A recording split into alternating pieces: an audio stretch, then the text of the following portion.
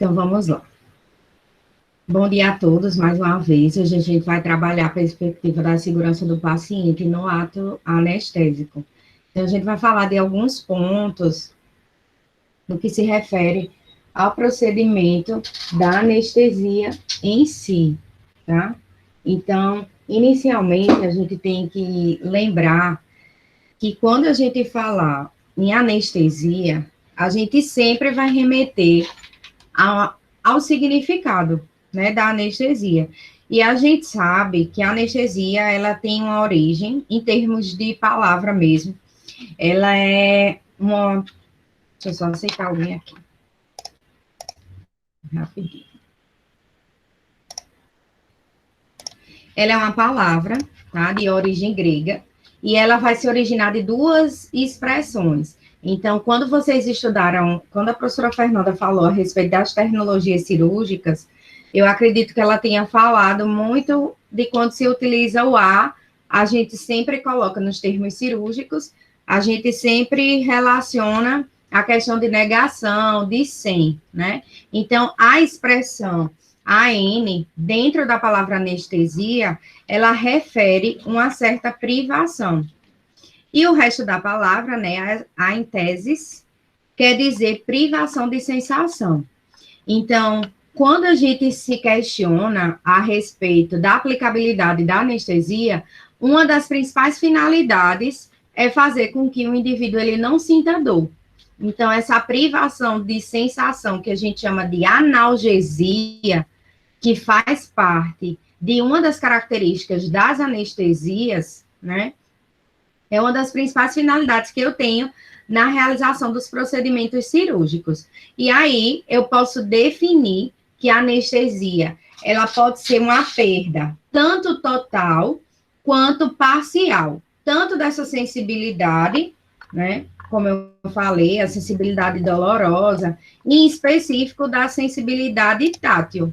Então, se a gente observar, o indivíduo que se submete a qualquer tipo de anestesia, ele não vai sentir nenhum estímulo doloroso, nenhum estímulo tátil, né? Na área em que a anestesia, principalmente, ela foi aplicada ou que ela é destinada para realizar aquele procedimento. Então, a anestesia, ela implica a ausência de dor, inclusive de outras sensações, né, para realizar as cirurgias. É importante sempre avaliar qual seria, né, o procedimento cirúrgico para que a gente consiga escolher, na verdade, que não é a equipe de enfermagem, deixar claro isso para a gente, né, que o anestesista ou anestesiologista, ele consiga identificar qual é o melhor tipo de anestesia para permitir que essa segurança, que essa cirurgia, ela aconteça com segurança e não venha a desenvolver nenhuma complicação.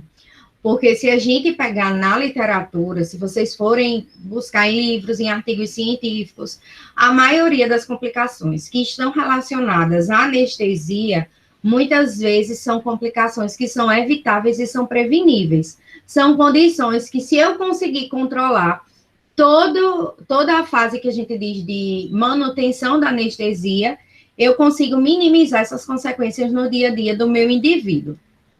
E aí, a gente destaca que na medicina existe uma área para isso, né, denominada de anestesiologia. Quando a gente fala da aplicabilidade dessa área, lendo em artigos, no Brasil, a anestesiologia, ela é uma área e uma especialidade exclusiva da medicina. Agora, por exemplo, se a gente for para outros países, inclusive para a Europa, nós temos enfermeiros que atuam com anestesiologia. Deixa eu ver se tem alguma questão aqui no chat.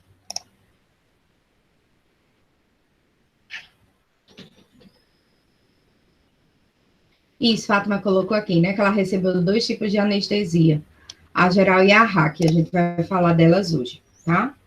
Então, voltando, a nível de Europa, nós temos enfermeiros que são formados e que eles fazem uma especialização em anestesia, né? Em anestesiologia, eles conseguem atuar. A nível de Brasil é diferente. A nossa legislação traz que ela é uma especialidade médica. Então, o profissional, ele vai estudar, ele vai se formar, né? Com o objetivo de trabalhar na perspectiva de proporcionar a ausência ou alívio da dor e de outras sensações durante o procedimento cirúrgico. Só que essa área, ela tem ganhado grande destaque dentro da área cirúrgica, dentro do centro cirúrgico, porque se a gente fosse pegar a atuação do anestesiologista em tempos passados, ele era uma atuação focalizada somente no período intraoperatório, que é o momento em que o paciente está no centro cirúrgico. E muito pelo contrário, hoje a gente percebe que a atuação do anestesiologista já inicia no período pré-operatório.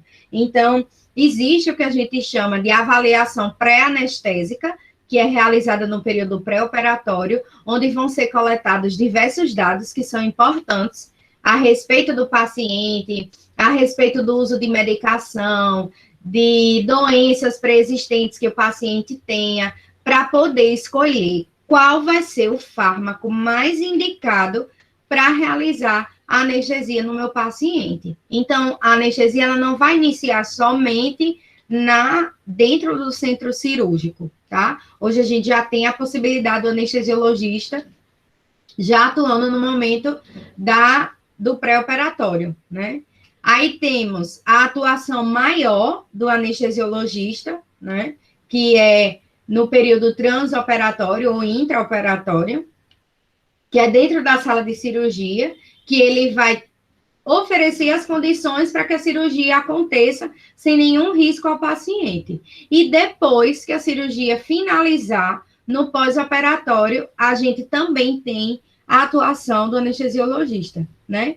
Tanto para fazer o que a gente chama de reversão, né? Que é o retorno do paciente à condição de normalidade, e aí a supressão dos fármacos anestésicos, como também no pós-operatório, quando o paciente termina a cirurgia, ele vai ser encaminhado para o RPA, né, que é a unidade de recuperação pós-anestésica. Quando o paciente está lá, ele está em um momento de estabilidade, e ele está retornando das condições que foram alteradas devido à utilização dos fármacos. Então, também é um momento que o anestesiologista hoje, ele está atuando. Até agora, pessoal. Tá tudo tranquilo? Tranquilo, professora. Pronto.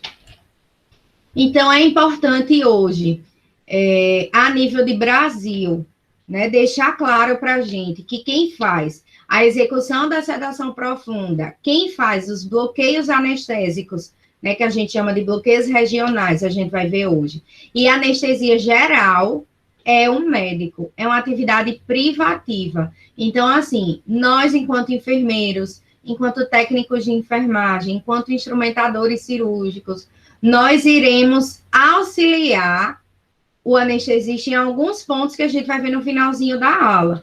Não na operacionalização e nem na administração dos fármacos da anestesia, não. Mas garantindo que o trabalho do anestesiologista realmente seja um trabalho eficaz para manter aquela cirurgia, né, de forma mais segura possível. Então, a anestesia hoje, ela tem alguns objetivos, né? Então, entre os principais objetivos da anestesia, primeiro, a gente tem a supressão da sensação dolorosa, né? A gente quer que o paciente faça a cirurgia e não tenha dor. Só que, a depender do tipo de cirurgia, eu posso manter ou não a consciência do paciente, do tipo de cirurgia de anestesia que eu escolhi. Temos ainda um ponto muito importante que eu sempre comento: o paciente que vai realizar a cirurgia, ele precisa que a anestesia atue promovendo o relaxamento muscular, para que não haja interferência fisiológica e a anestesia tenha dificuldade, a gente usa até o termo, né? Aquele paciente tem dificuldade de pegar a anestesia, né? É como se o corpo ele criasse uma certa resistência ao anestésico que foi ofertado. Então, esse relaxamento muscular é muito importante. E a gente percebe isso que em algumas literaturas, quando a gente traz, por exemplo, para receber o paciente no centro cirúrgico, no pré-operatório ainda, e falar de questões de ansiedade, do esclarecimento do tipo de cirurgia que vai ser feito, esclarecimento do tipo de sedação, tudo isso vai influenciar nessa questão do relaxamento muscular. Claro que a maior parte, né, dessa funcionalidade é dada pela atuação dos fármacos, mas o preparo do paciente é muito importante. E o outro objetivo é proporcionar as condições ideais para a equipe de cirurgia atuar, principalmente o médico, o cirurgião e o auxiliar, né? Então, a anestesia, juntamente com a atuação do anestesiologista, vão caminhar dentro dessa perspectiva. A gente fala muito, muitas pessoas até dizem assim, que se o médico não tiver, não acontece a cirurgia. Só que também não é assim. Todos os membros da equipe são importantes. Se o paciente não tiver anestesiado, a cirurgia não vai acontecer, né? Daí a importância da gente reiterar e conhecer os tipos de anestesia para lidar com o paciente. E aí a anestesia, ela vai acontecer em 4 estágios, tá? O estágio 1, ele é um estágio inicial. É o estágio em que eu estou iniciando a anestesia e se o tipo de anestesia que eu escolhi induzir a perda de consciência, ele vai da administração até a perda da consciência, administração do anestésico até a perda da consciência. Nesse momento, o que é que acontece? Vocês vão perceber que no início da aplicação, né, que a gente até chama de medicação pré-anestésica, né, que até antes de entubar o paciente, no caso da cirurgia geral, a gente vai perceber uma instabilidade dos sinais vitais. Então, todos os pacientes, eles são monitorizados, e isso é muito importante, é um dos pontos mais cruciais da anestesia. É tanto que o anestesiologista, ele não vai sair de perto da cabeça do paciente e do monitor, não. Quem trabalha em centro cirúrgico sabe disso, né? Ele fica com o seu olhar voltado para o paciente e o olhar voltado para o monitor, fazendo essa monitorização desses sinais. Então, no início da anestesia, né, nesse estágio 1, que a gente chama de estágio inicial, é o momento que o corpo está se adaptando a entrar em contato com o anestésico. Depois, a gente passa para o estágio 2, aí a gente já tem a perda de consciência, e quando você olha para o paciente, você diz assim, menina, ele dormiu, né? Então, um dos reflexos que são perdidos é o desaparecimento do reflexo palpebral, né? Que quando você olha, o paciente já está como se estivesse com sono mesmo, né? A face dele. E a respiração também é irregular e rápida, né? Até a gente atingir a própria anestesia cirúrgica, que está no estágio 3. Então, no estágio 3, o paciente ele já vai estar estabilizado. É nesse momento em que a gente vai fazer a administração adequada do anestésico. E esse estágio é o mais importante. Por quê? Porque é aquele que eu consigo manter por várias horas, né? Para realizar a cirurgia. Então, está realizando a cirurgia, vai precisar de mais tempo. O anestesista ele vai controlar a quantidade de fármaco, de anestésico que vai ser colocado, vai ser disponibilizado para o paciente para manter esse estágio 3. E, por fim, a gente tem o estágio 4. Aí, nesse estágio 4, o que é que acontece? A anestesia está terminando. Então, ele dura desde a cessação da respiração até uma insuficiência do sistema circulatório, porque o anestésico ele vai começar a ser retirado, vai ser diminuída a dose, e aí o paciente ele tende a voltar às condições de normalidade. E aí a gente percebe que a nível de sinais vitais, o pulso do paciente ele fica um pulso fraco e filiforme. E se a gente não reverter rapidamente para o estágio 4 e finalização da anestesia, se você olhar para o paciente, ele pode ter alguma complicação respiratória. E aí, apresentar quadros de cianose, né? Não a cianose tão central, o paciente ele não fica todo roxo, mas assim, você começa a perceber falhas no processo de oxigenação a nível de membros. Quando chega no estágio 4, aí é recomendado que se suspenda o anestésico, né? Porque o paciente, ele vai estar, muitas vezes, se for na cirurgia geral, sobre uma respiração artificial. E lembrar que todos esses estágios, desde o estágio 1 até o estágio 4, eles são controlados pelo anestesiologista, tá? A anestesia, ela vai sempre iniciar com a medicação pré-anestésica, então é importante, né, essa conscientização do anestesista e das pessoas que vão atuar na sala de cirurgia. Alguém quer falar?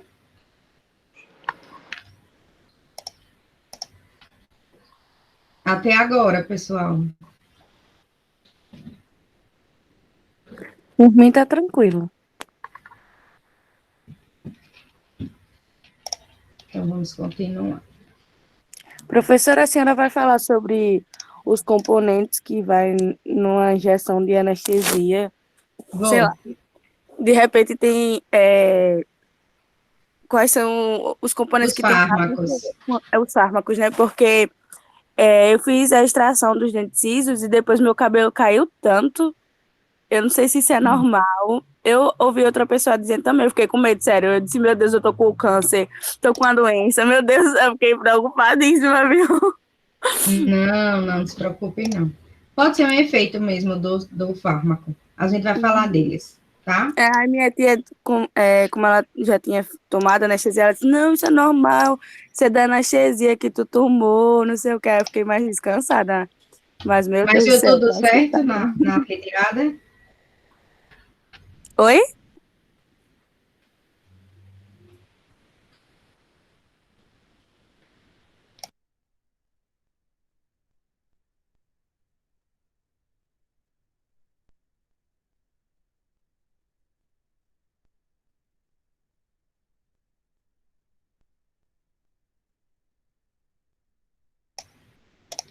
Então, continuando, depois do relato aí de Ruth. Né? É importante, né? A pessoa estar orientada, de repente, vai que É acontece com verdade. alguém aqui. Sério, eu achei que tava com uma doença rara, e minha mãe também achou uma doença de repente. Meu cabelo caía muito, muito mesmo. Eu também queria saber se engorda, professora, essas anestesias aí. Não é. A anestesia, na verdade. Minha câmera tá fechada? Acho que tá, que tô vendo desligada aqui. Deixa eu só ligar minha câmera aqui. Ah, pronto, agora foi. Com relação a essa questão, Ruth, a gente não pode dizer que a anestesia faz engordar, né? Porque, assim, se a gente observar, a maioria dos fármacos utilizados, eles são, inclusive, fármacos que a gente utiliza no dia a dia, vocês vão ver. Tem fármacos que os pacientes, eles fazem utilização como tratamento, como controle, né? Cada paciente pode responder de uma forma. Então, a gente pode ter algum edema, algum inchaço, em decorrência da utilização de fármacos, fazer com que o paciente ele retenha mais líquido.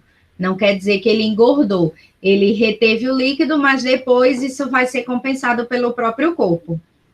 Até porque hoje, se a gente for falar mesmo de aplicação da anestesia e das modalidades, hoje o anestesista ele prefere, dependendo da cirurgia, utilizar duas formas de anestesia. Então, não é infundido tanto líquido. A gente tem, inclusive, a anestesia inalatória, que é por via respiratória. Então, não teria tanta influência nessa questão que você colocou, certo? Certo, obrigada. E aí, para escolher a anestesia, nós temos alguns critérios. O primeiro critério que os livros trazem hoje é que a anestesia ela deve ser feita pelo anestesista, né? e ele coloca hoje o paciente. E aí sempre as pessoas perguntam, meu Deus, é o paciente que vai escolher a anestesia, né? O paciente, ele pode contribuir, ele não vai ser o determinante, só que hoje ele é um agente ativo do tratamento, de qualquer tipo de intervenção que você for fazer, inclusive das intervenções cirúrgicas. Então, o que a gente observa é que o paciente ele precisa estar a par do tipo de anestesia que é recomendado para o procedimento cirúrgico. E se a gente for pensar na perspectiva de direito do paciente, se o paciente ele tem direito a se recusar a procedimentos e medicações, por que ele não teria o direito de recusar algum procedimento terapêutico, alguma condição que altera muito o funcionamento do corpo, que é a anestesia, né?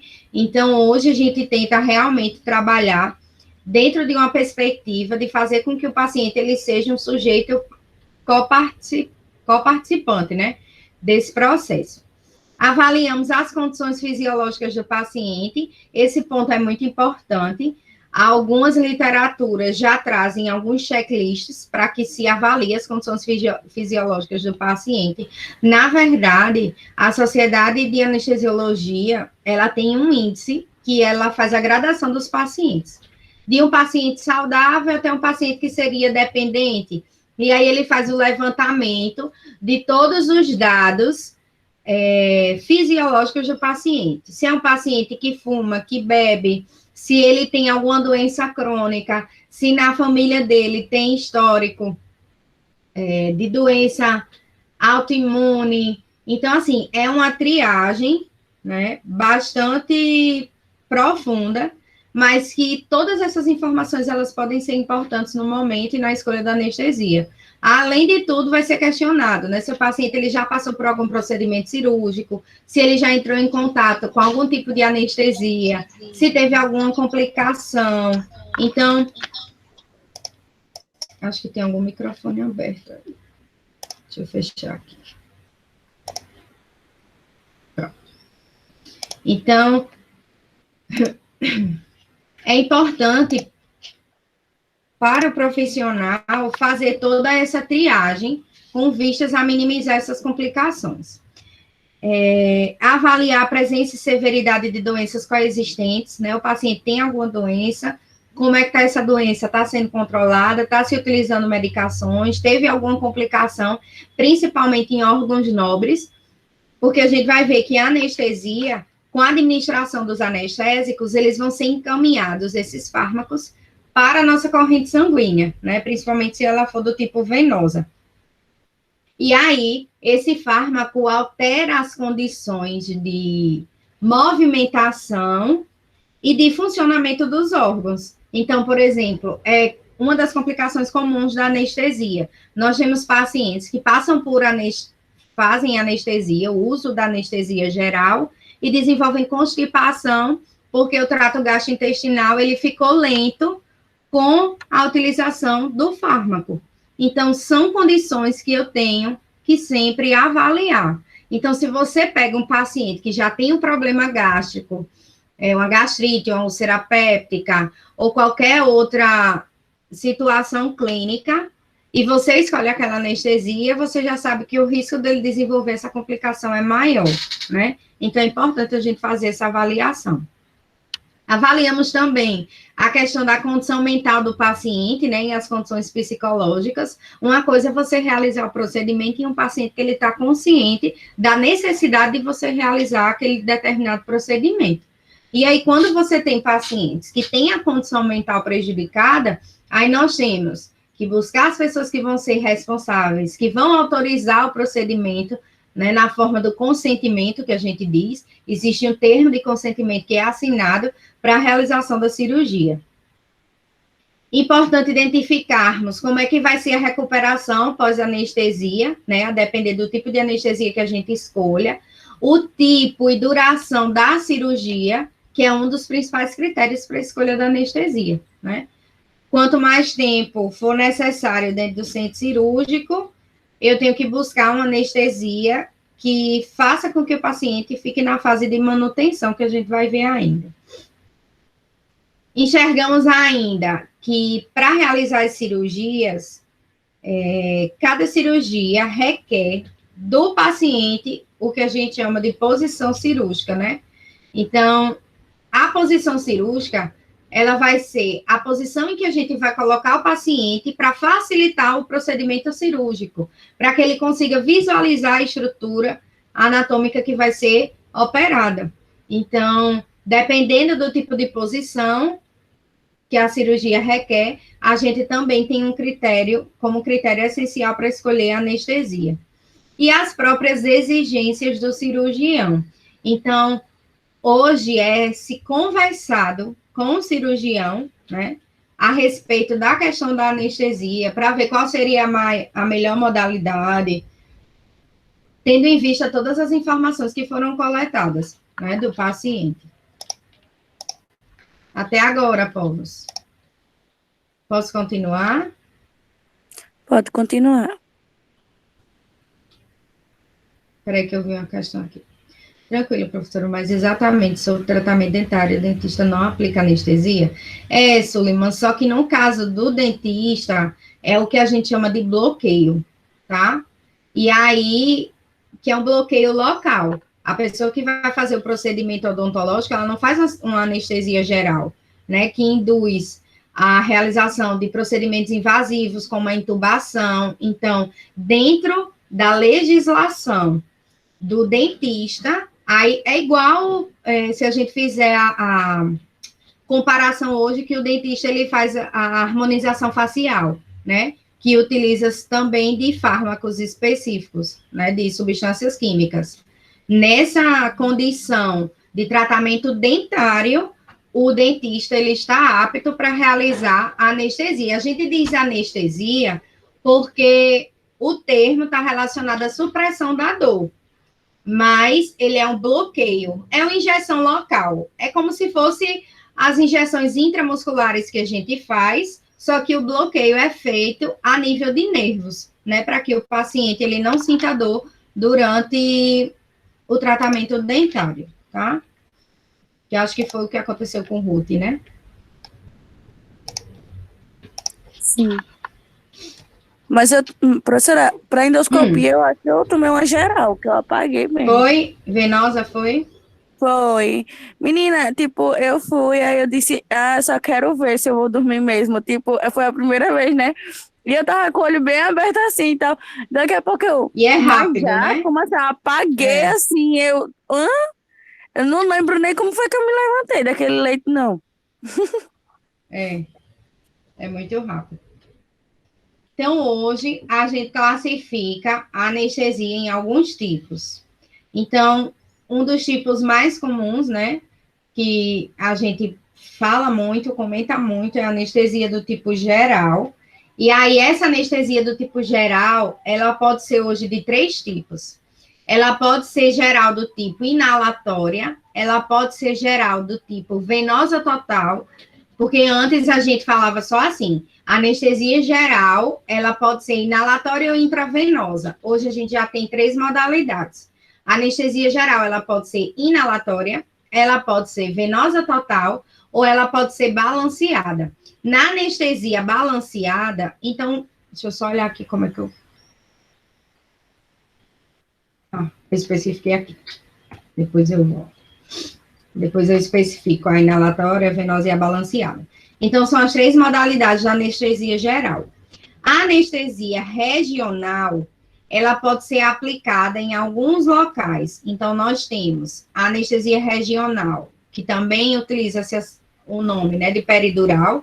Aí nós temos a RAC, né, que é a RAC Diana, e nós temos os bloqueios, que acontecem em estruturas anatômicas que são chamadas de plexos nervosos. O que são isso? Lembre que quando a gente estuda o sistema nervoso central, nós temos a região do cérebro e nós temos a medula espinhal. Da medula espinhal para todo o nosso corpo vão partir ramificações. vão partir nervos que vão chegar nas mãos, nos pés, né, em toda a parte do nosso corpo. Então, o conjunto desses nervos, né, que vão inervar uma determinada região do corpo, a gente chama de plexos nervosos, tá? Aí nós temos a anestesia combinada, que também é uma modalidade que pode ser utilizada. Eu inicio com anestesia do tipo geral e utilizo também a anestesia regional, e nós temos a anestesia local. Especificando os tipos. Com relação à anestesia geral, a gente vai perceber que a anestesia geral, ela é um estado de inconsciência reversível. Então, é algo que, quando você suprimir a anestesia, o paciente ele volta à consciência. Isso é o esperado, tá? A anestesia geral, ela também permite mobilidade do paciente, vai causar analgesia, então o paciente ele não vai sentir dor, promove o relaxamento muscular, e uma das condições muito importantes que a gente tem da anestesia é a depressão neurovegetativa, né, que diz respeito aos reflexos do sistema nervoso. Como é que a gente consegue realizar anestesia geral? A anestesia geral, ela vai ser ofertada a partir da administração de alguns fármacos, que a gente chama de fármacos anestésicos. E aí, a gente consegue classificar ela em 3, como eu falei. Ou ela pode ser inalatória, que é quando os anestésicos eles vão ser ofertados por via respiratória, e nós temos a anestesia endovenosa, que a gente chama hoje de venosa total, em que todos os fármacos eles são administrados diretamente na corrente sanguínea. E nós temos a balanceada. Na balanceada, eu faço um misto. Eu utilizo tanto fármacos por via inalatória, como utilizo fármacos por via endovenosa. É como se você estivesse realizando a anestesia, né, de 2 formas diferentes, mas elas vão se combinar. Por quê? Se a gente lê muito a respeito dos anestésicos, não existe um fármaco, os livros dizem assim, não existe um fármaco ideal. Sempre um fármaco vai fazer a complementação do outro. O anestesista, ele pode começar com um fármaco inalatório e aí optar posteriormente para uma medicação que é colocada diretamente na veia do paciente. Na balanceada, eu administro, como eu já falei, os anestésicos inalatórios e intravenosos. Hoje, em termos de anestesia geral, ela é a mais utilizada. As pessoas que trabalham já na área sabem disso. O anestesista inicia com a inalatória e aí mantém com a intravenosa, né? E aí, claro que ele vai fazendo a adequação no próprio carrinho de anestesia, né? Dos fármacos que vão ser passados diretamente pela via respiratória. Essa anestesia geral, ela vai acontecer em 3 fases. A primeira fase, ela é chamada de indução. Na indução, você está preparando o paciente para realizar o procedimento cirúrgico e anestesia, né? Então, é nesse momento que é importante a gente fazer a monitorização do paciente. Então, nunca deixar de acompanhar o paciente, promover o que a gente chama de pré-oxigenação, para não faltar oxigênio dentro dos tecidos e das células. A administração dos hipnóticos, que são um grupo de fármacos que a gente utiliza, por exemplo, para psicose, mas ele tem aplicabilidade na anestesia geral. Aí temos os analgésicos e os relaxantes musculares, que também são utilizados, e a fase de indução, ela vai terminar com o procedimento da intubação, né? A intubação sendo realizada pelo próprio anestesiologista dentro da sala de cirurgia. Depois que a gente induz a anestesia, aí o paciente, ele vai estar pronto para realizar a cirurgia. Então, vai acontecer a fase da manutenção. A fase da manutenção, ela vai se estender do início ao término do procedimento cirúrgico. E ela tanto pode ser realizada pela oferta, né, pela inalação dos produtos, dos agentes inalatórios, dos fármacos, Ou ela também pode ser realizada pelas drogas endovenosas, né, em infusões contínuas. Então, os anestesistas, eles trabalham muito nessa perspectiva, tanto nessa questão respiratória, na anestesia geral, quanto para os fármacos que vão diretamente para a corrente sanguínea. Durante a fase de manutenção, a gente traz a necessidade de observar os diversos sistemas do nosso corpo, mas, em específico, o sistema respiratório, né? Então, é um sistema que tem... Oi?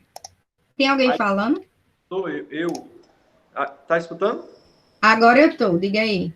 Aí quer dizer que os psicotrópicos também é utilizado na anestesia?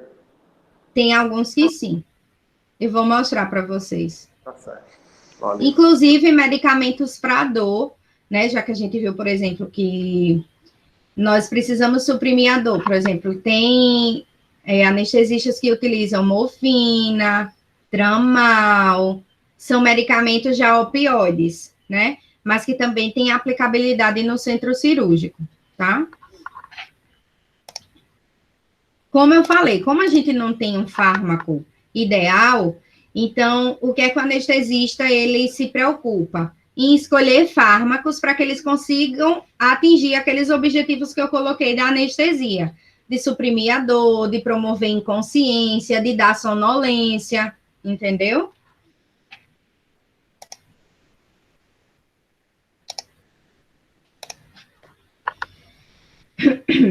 Então, na anestesia geral, né, no momento da manutenção, a gente observa os sistemas respiratório, circulatório, equilíbrio, né, do paciente por meio do pH, toda a questão hematológica e sanguínea, metabólica, e o objetivo maior é manter a integridade física do paciente. A segunda fase é a fase de reversão, segunda não, a última no caso, a gente inicia com a indução, aí acontece a cirurgia, a gente fica na manutenção, e quando for terminando o procedimento cirúrgico, a gente tem a fase de reversão. Em alguns livros, essa fase é denominada de fase de emergência, tá?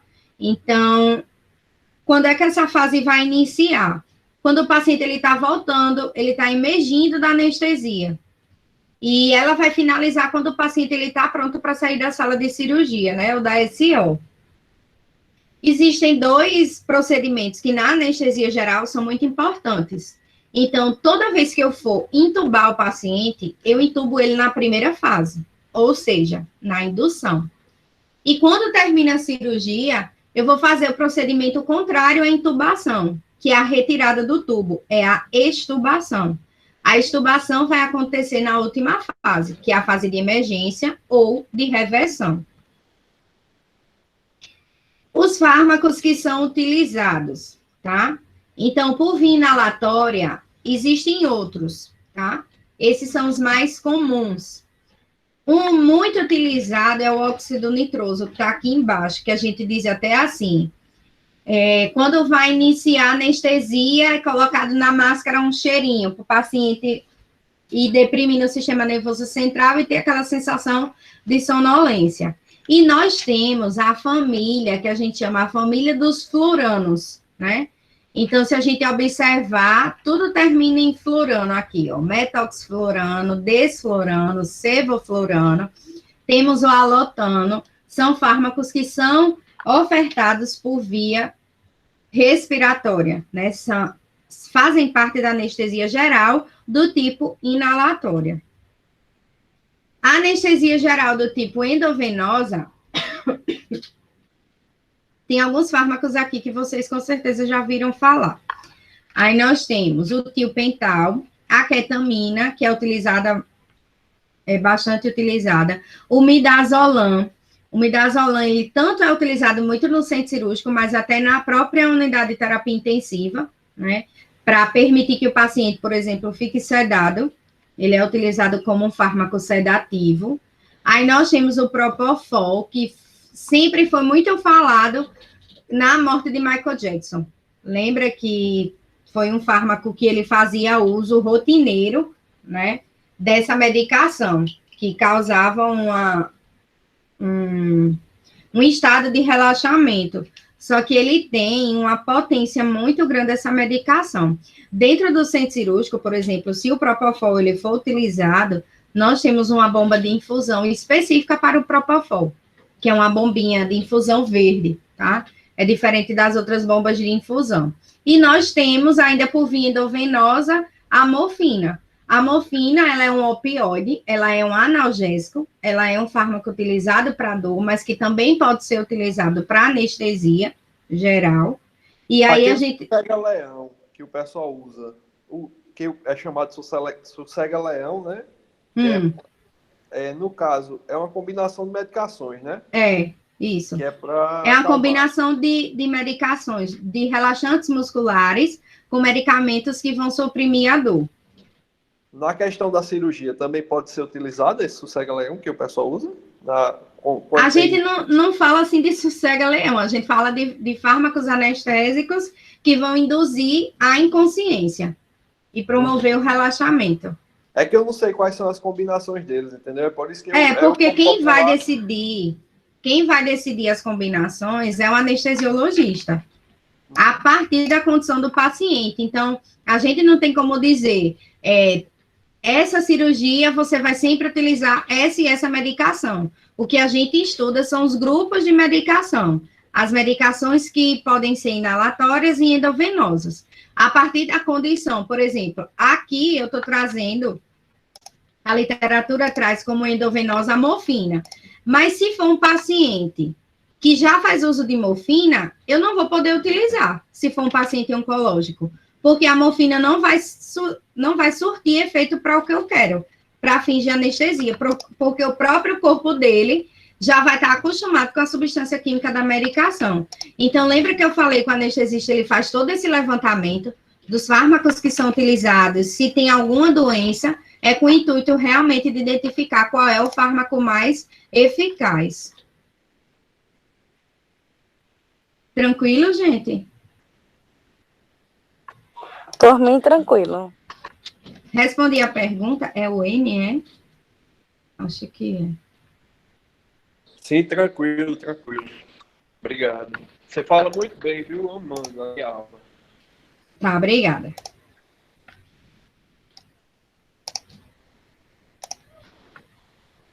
E aí, sim, aí falei do Propofol, né, e da morfina também. Então, realmente, são essas questões que precisam ser acertadas, né, pelo anestesiologista. Até porque, na questão da morfina, a morfina é um fármaco que causa muita dependência, né, nas pessoas que utilizam. Então, a dose dela, para nível de anestesia, é uma dose mínima. Não vai ser uma dose que vai ser utilizada como período de manutenção. Muitas vezes a gente utiliza mais ela na indução.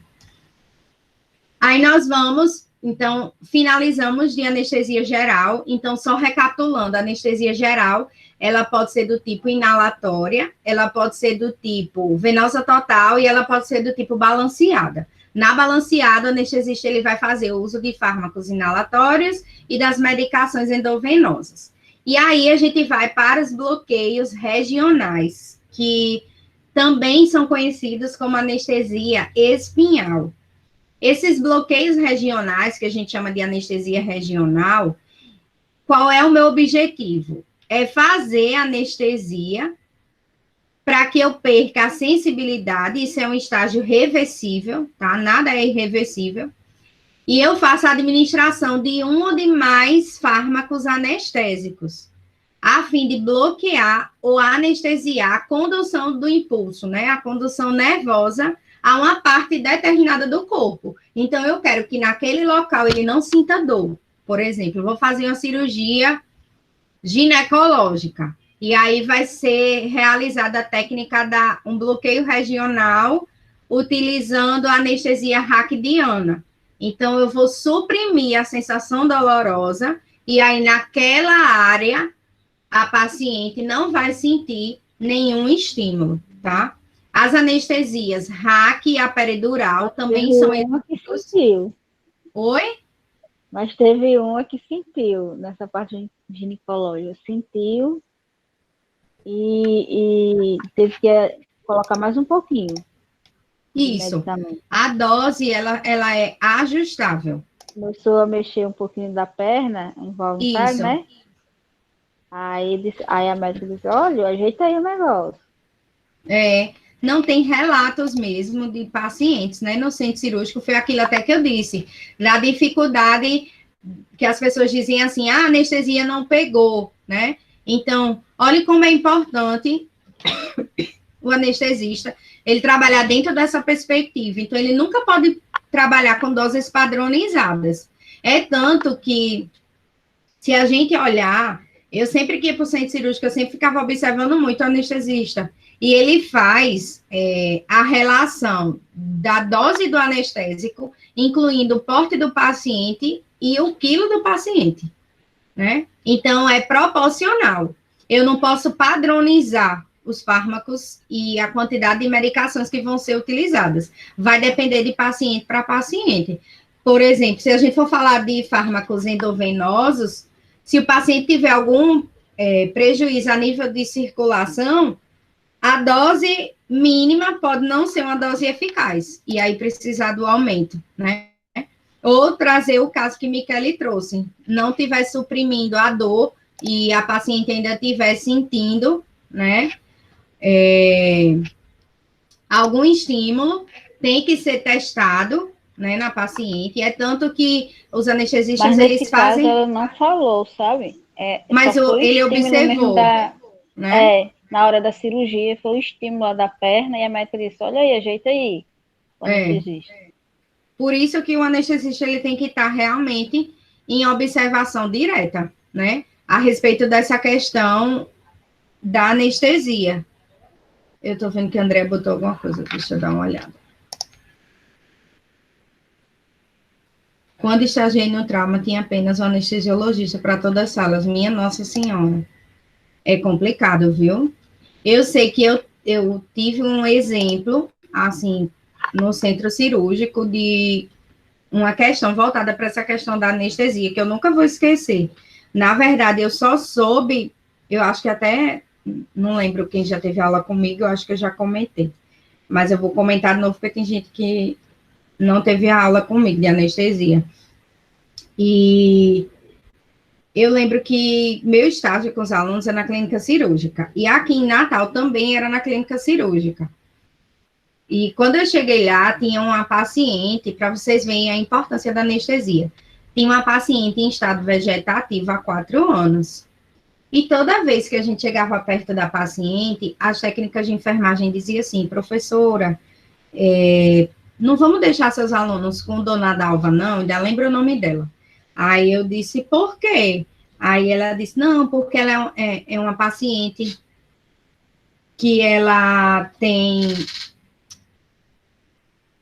que ela está aqui por judicialização e tal, e eu não entendi o porquê dela ter ficado na condição de um estado vegetativo. Só que eu sou muito curiosa, né? Mulher curiosa, e eu sou 100%.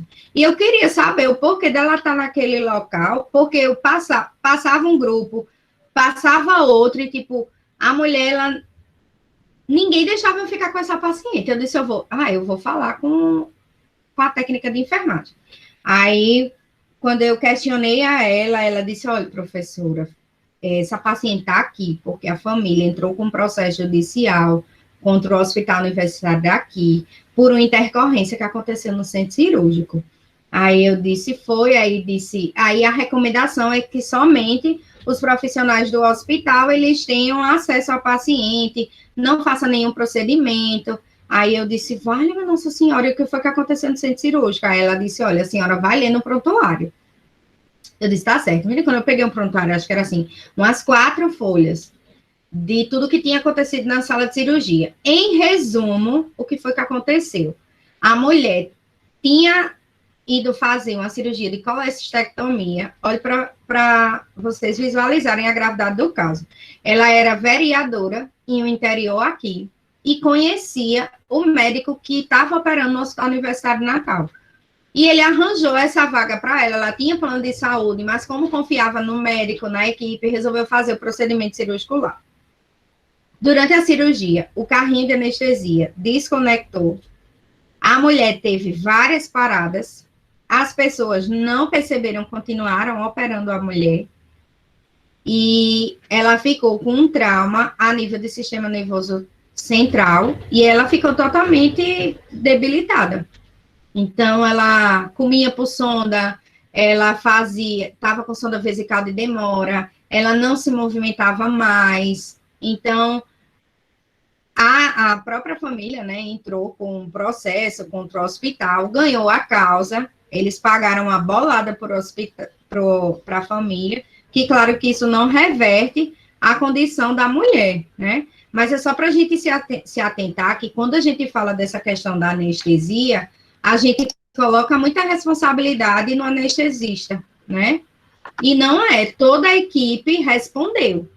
E toda a equipe foi punida em decorrência desse acontecimento. Então, é muito importante que a gente tenha consciência daquilo, da assistência que a gente está prestando a essa população.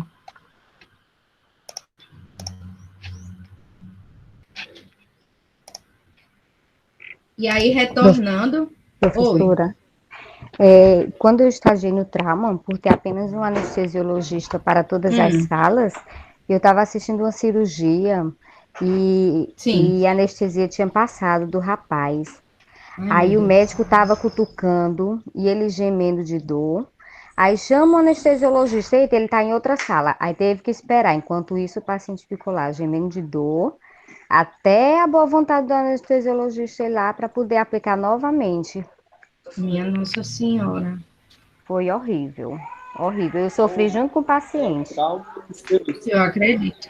Aconteceu com assim, a gente tem que prestar atenção também. Por exemplo, se o paciente está sendo monitorado, se todos os monitorzinhos estão conectados bem direitinho e tal.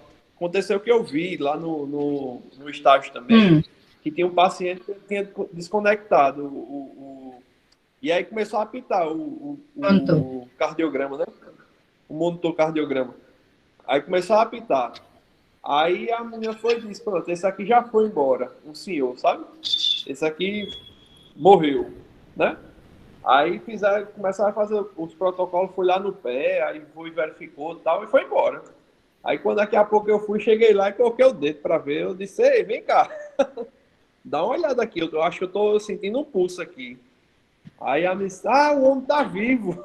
Meu Deus. Aí foi, tava o monitorzinho tava desconectado e por conta disso estavam achando que o cara tava morto, entendeu? Então tem que ter muito cuidado. Era muita gente no dia, muita gente mesmo, numa sala pequena, tava uma agonia só. Então tem que ter muito cuidado com relação à monitorização realmente do paciente, não somente o anestesista, mas também o técnico de enfermagem, todo aquele que está ali dentro tem que prestar atenção, olhar. Não é verdade? Com certeza. Essa questão da monitorização é muito importante. Eu sei que não tem nada a ver com anestesiologia, assim, da parte da anestesia, mas eu lembro que quando eu estagiei no Hospital de Trauma aqui em Natal, no Valfredo Gugel, não sei se alguém conhece, mas ele é referência em trauma. E tem um setor lá que a gente chama de politrauma, que é onde vai receber todos os pacientes que vêm do SAMU. E ficam as macas de SAMU na frente e atrás ficavam pacientes dependentes. Eram 5 leitos de pacientes dependentes, que seriam pacientes que iriam para a vaga de UTI. Só que não tinha vaga, a gente deixava no politrauma.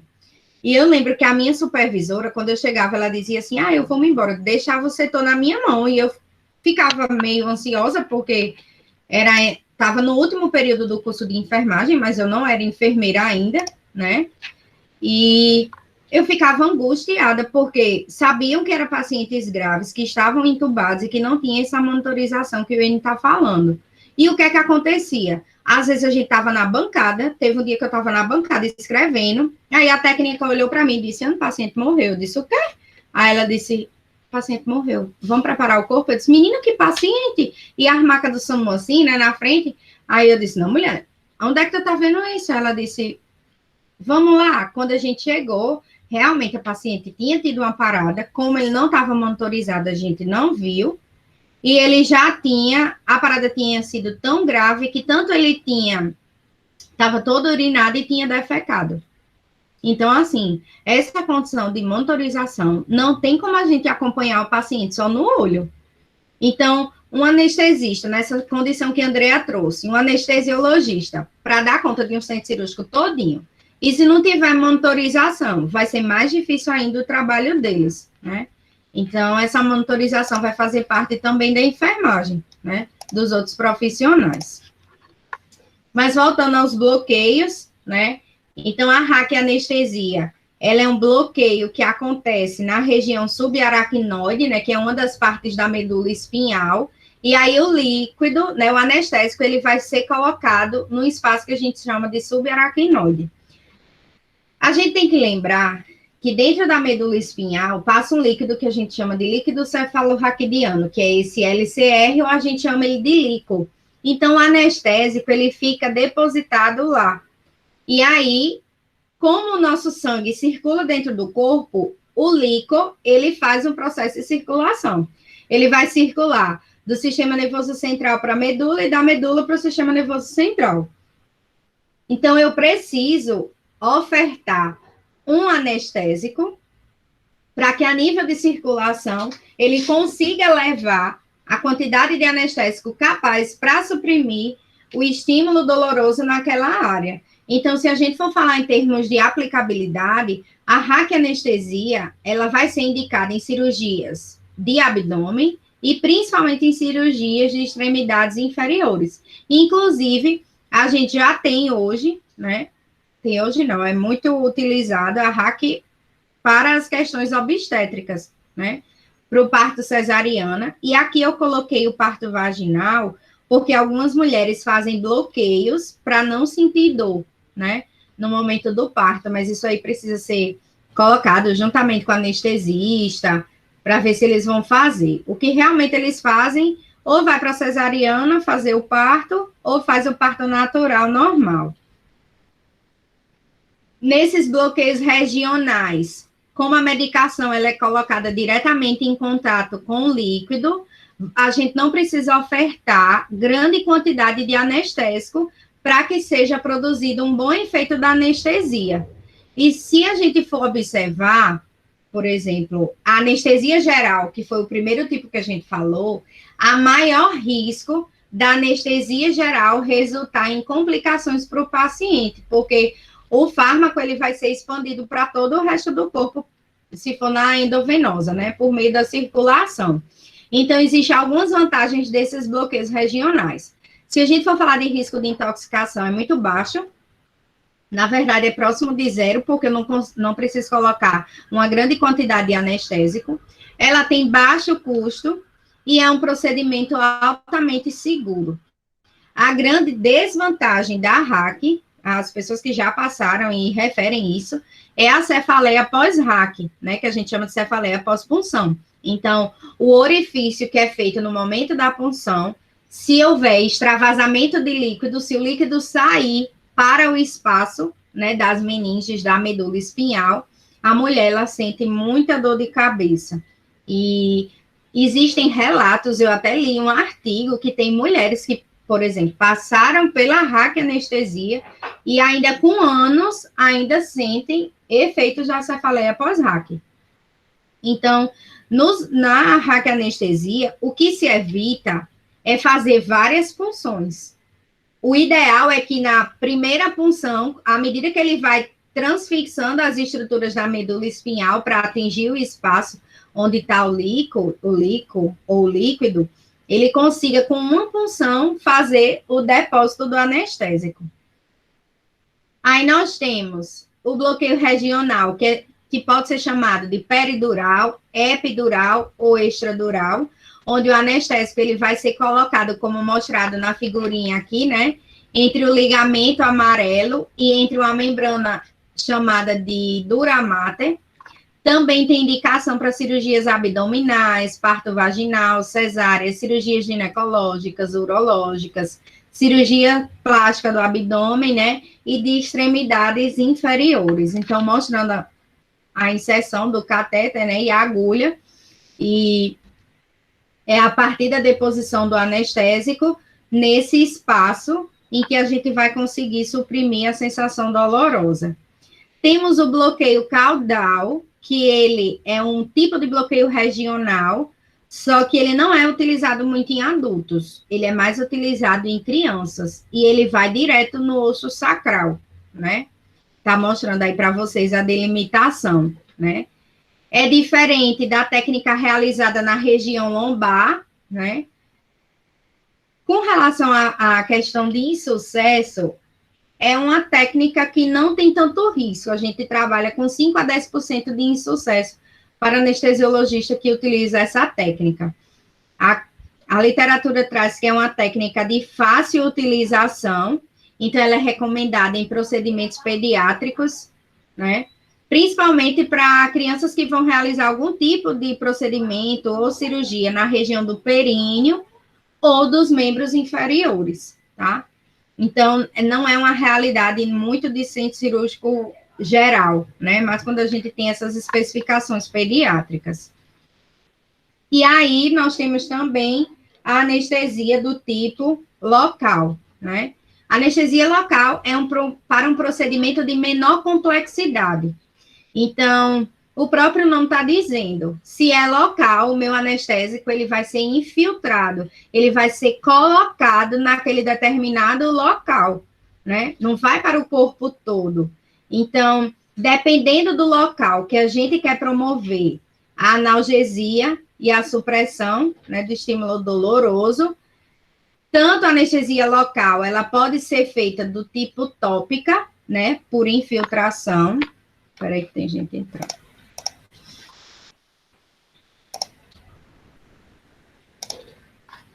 Quanto a gente pode fazer a injeção diretamente bloqueando os nervos.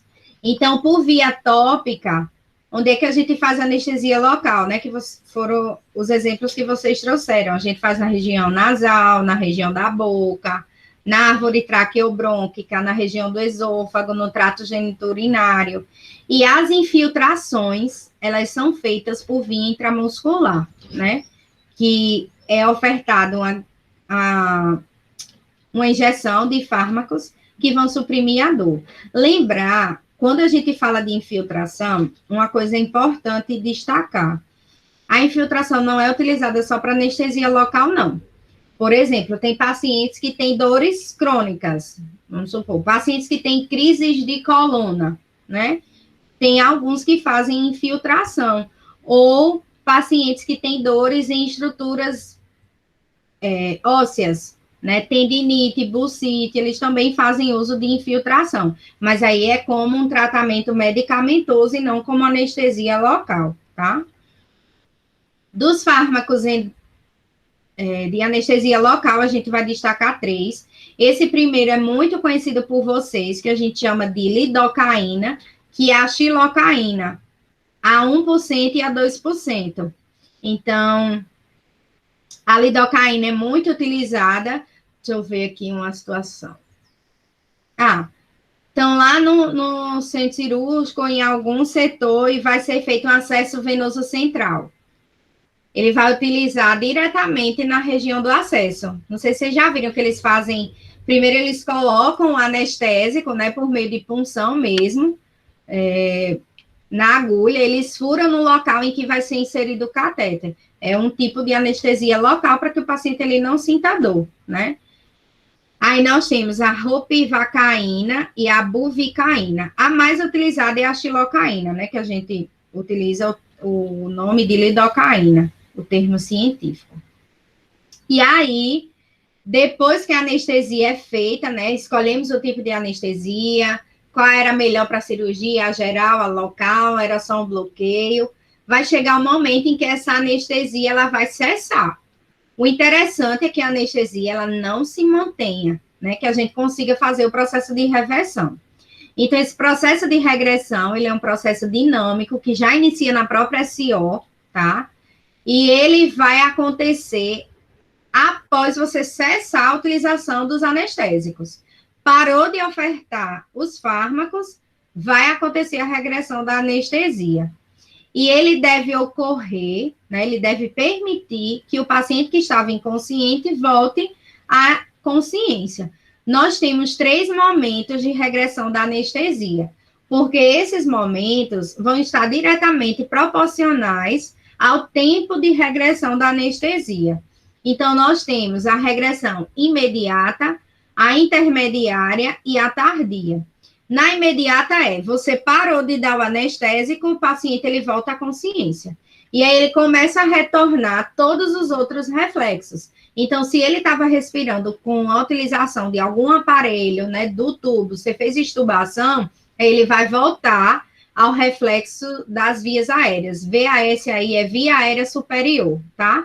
E o paciente que estava imóvel, ele começa a se movimentar. Então, quando a gente vê um membro se movimentando, está sendo indicativo de que o paciente ele está voltando da anestesia, tá? Aí nós temos essa fase, ela é rápida. Após você parar de ofertar o fármaco, em minutos o paciente ele começa a dar sinal de que ele não está mais sob efeito do anestésico. Aí nós temos a fase intermediária, que ela vai caminhar de minutos a horas. Então, começa a voltar todos os estímulos do paciente, inclusive os sentidos, né, que muitas vezes são perdidos durante a anestesia. E nós temos uma fase tardia, que pode durar de horas a dias. E aí, o paciente ele volta a se movimentar normalmente, volta toda a sua parte sensitiva, né, sensorial, e alguns pacientes, essa fase tardia, dependendo do tipo de anestésico que foi adotado, pode durar de 24 a 48 horas. E aí, onde é que entra a segurança do paciente, né, dentro dessa perspectiva da anestesia? Então, no momento da avaliação pré-anestésica, nós temos que ter consciência, né, de que fazer aquele levantamento que eu falei, coletando todas as informações, são essenciais, vai trazer uma segurança do paciente, né, trazer as informações corretas, isso é muito importante. Verificar o funcionamento dos materiais e equipamentos, isso a gente já trabalha não só no centro cirúrgico geral, mas hoje trazendo para a perspectiva da anestesia, para que a gente traga uma cirurgia segura. E aí as pessoas sempre se perguntam, mas o anestesista é ele que mexe nas suas coisas. Só que tem insumos, tem equipamentos, por exemplo, o carrinho de anestesia, vai fazer parte da nossa rotina. Checar se o carrinho está na sala, se ele está completo, né? As medicações, não. Quem vai manipular os anestésicos realmente é o anestesiologista. Fazer a verificação completa dos documentos que estarão no prontuário do paciente, porque eu vou precisar de informações que vão ser coletadas diretamente, né, para realizar a própria medicação pré-anestésica.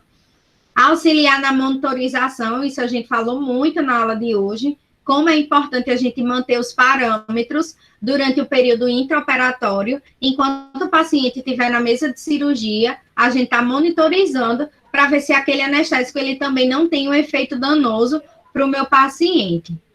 Aí verifica o funcionamento dos materiais e equipamentos, tanto para anestesia quanto para cirurgia, né, que a gente já vem debatendo ao longo das aulas. Com relação à anestesia geral, que precisa do procedimento de intubação, a nossa ação, enquanto segurança do paciente, é auxiliar esse procedimento, caso seja necessário, né? Então, a gente não operacionaliza, a gente não faz a intubação, mas a gente checa se tem os materiais específicos, se tem o tubo, se tem o laringoscópio, se o laringoscópio está testado. Então, são situações, por exemplo, que a gente não pode iniciar a sala de cirurgia faltando esses materiais. Auxiliamos também no posicionamento cirúrgico, né, principalmente o circulante. O instrumentador vai estar voltado mais para a sua mesa cirúrgica. Fazemos o controle da profundidade da anestesia e da dor, e aí a gente traz a importância de não só o anestesiologista trabalhar dentro dessa perspectiva, mas que isso seja visualizado por toda a equipe, né? E quando o paciente estiver regredindo, né, na fase de regressão da anestesia, a gente também auxilia. Tem alguns pacientes que quando há suprimento do fármaco, ele está descansando, mas quando ele volta à consciência, aí ele passa por episódios de confusão mental. Então, já tem casos de paciente que quer se levantar da mesa, tem casos de paciente que agride profissional. Então, tudo isso faz parte realmente da segurança que a gente vai ofertar para o paciente e para a equipe de saúde como um todo. E acho que era isso, né? Os principais pontos que a gente tinha para trazer de anestesia. Deixa eu ver que tem alguma coisa aqui no chat.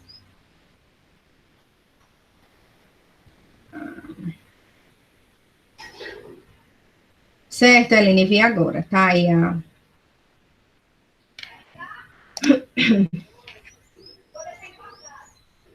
Algum questionamento, gente, a respeito das anestesias? Claro, assim, que a gente tem muito mais especificações, né? É só para... Como não é uma atribuição privativa da enfermagem, mas é interessante que a gente conheça quais são esses tipos de anestesia, como a gente pode estar dando suporte, né, a esse anestesiologista e ao próprio paciente, para que a cirurgia realmente ela seja uma cirurgia desejável e é aquela cirurgia segura que a gente busca tanto, né, que os protocolos trazem. A anestesia ela é um ponto crucial, né? Eu acho que quando vocês tiverem, quem já teve a oportunidade de passar no centro cirúrgico, ou quem ainda vai passar, não tenha medo de chegar perto do anestesiologista, né? Fica perto para tentar aprender, eles sabem muito, muito mesmo. Essa questão de fármacos, principalmente, eles têm um domínio muito grande, né? Porque eles conhecem qual é o fármaco indicado, quais são as contraindicações, como é que a gente vai reverter possíveis complicações dentro do centro cirúrgico, isso é muito importante, e como é que eles mantêm, por exemplo, durante horas, 7 horas, 9 horas de cirurgia, e eles mantêm o paciente tanto inconsciente, quanto sem sentir nenhuma dor. Tudo tranquilo, gente? Por mim, tudo tranquilo, professora. Tudo ok, professora. Obrigada, Lu. Como é? Eu não estou escutando, não. O N tá desligado. Está desligado o teu microfone. Tá tudo tranquilo, ótimo, maravilhoso. Graças a Deus. Vamos fazer uma foto? Abram aí as câmeras para a gente deixar registrado. Aí, quem não assistiu a aula, eu vou colocar uma atividadezinha, tá? Professora, eu ainda estou aqui na clínica. Eu estou vendo, Helena. Não, se preocupe não, tá você e Fátima aí de consulta. A Fátima também tá, parece, numa consulta. Foi, eu mando a declaração para a senhora. Aí eu não assisti a aula, eu faço uma atividade, eu vou passar uma atividade bem em caso clínicozinho da anestesia. Tá certo. Viu? Pronto. Pois vamos lá. Só vai ser para quem não assistiu a aula, professor? Só para quem não assistiu, porque a gente tem que colocar a frequência. Certo. Tudo bem. Eu mesmo assim, eu me inscrevi, eu coloquei meu nome na frequência. Pode botar, agora. sem problema não. Vamos lá, deixa eu ver quem mais. Cadê Ruth para aparecer na foto? Professora, eu tô toda desarrumada. Olha que tá arrumado aqui, não tem ninguém arrumado. É só pra Não, gente professora, deixa pra próxima. Vamos lá. 1, 2, 3 e... Já. Vou fazer mais de uma. Jean, você tá sorrindo aí em vez de abrir a câmera, eu tô vendo, viu? Deixa eu fazer só mais uma. Então, agradeço a disponibilidade, né, de vocês. Eu acho que segunda-feira é a aula da professora Fernanda, né? Se eu não me engano, porque é tanto cronograma que a minha cabeça tá girando, mas eu acho que é ela. E aí, segunda-feira, professora, está dizendo que é assíncrono, só se ela mudar. Que ela fez síncrono, né, essa semana? Ela fez síncrono quarta-feira. Pronto. E era assíncrono, mas eu acredito que como não teve segunda devido a feriado, nem teve sexta, aí eu acho que ela fez síncrono por causa disso. Pronto, tá ótimo. Então, qualquer coisa a gente vai a aula se vai ficar falando. Gravada, né? Depois eu assisto. Já gravei. Pronto. Anne, Oi. Débora, eu tô Oi, dirigindo, Débora. eu não tô conseguindo. Eu tô dirigindo agora, eu não tô conseguindo assinar a lista, Tá, eu certo? Só coloquei para o constar nome. a minha presença. Certo. Professora, Cuidado com o Débora tá querendo trânsito, dar pelo migué amor na de gente, Deus. professora. Eu também acho, estou vendo a hora ela bater esse carro É, falando aí a na aula. Polinário tá querendo enganar a gente. Apolinário, olha o trânsito, pelo amor de Deus. Tô Vai olhando, não ir tô parar no centro monitorando, cirúrgico. certo? Pois, gente, muito obrigada. Vocês tenham um bom final de semana. Fiquem com Deus e Tchauzinho se pra. cuidem, viu? Tá certo. Tchauzinho pra senhora também, a todos. Tchau. A senhora também, professora. Obrigada pela aula. Obrigada, Lu. Cheiro. Professora, a Bárbara não está conseguindo assinar a lista, não. Quem é Bárbara? Vou anotar. Foi Bárbara Ela, e Débora ela colocou aí no. no chat, estou vendo. Foi, isso Vou mesmo. anotar agora, tá? Tudo certo. Tchau, professora. Obrigada por transmitir seu conhecimento. Também não consegui assinar a lista. Marilene também. Bárbara. Obrigada, professora. Nada, meu amor. Marilene e Débora, né? São duas Déboras. A outra Débora também não. Ou só Débora Apolinária? Só Apolinário. Ah, sim. Tá.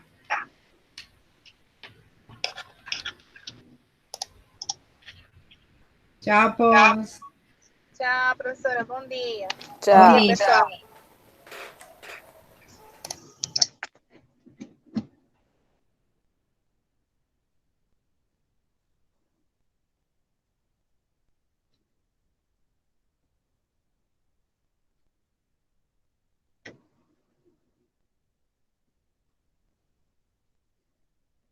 Pela João Machado, vai aonde? Pela João Machado?